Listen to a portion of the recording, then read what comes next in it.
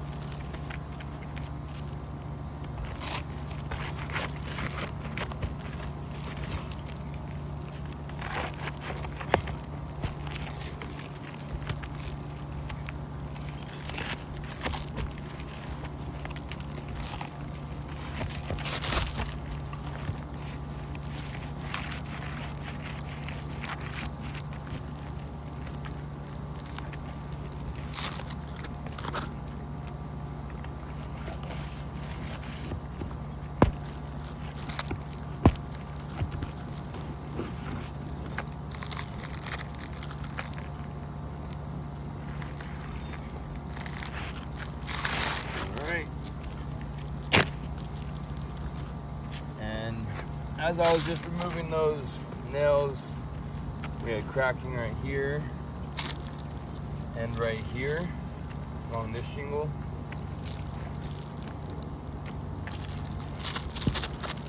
These shingles are pretty brittle and old, so they got damaged pretty quick.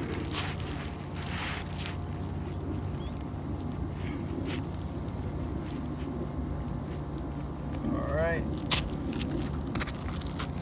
Reinstalling nails into the shingles.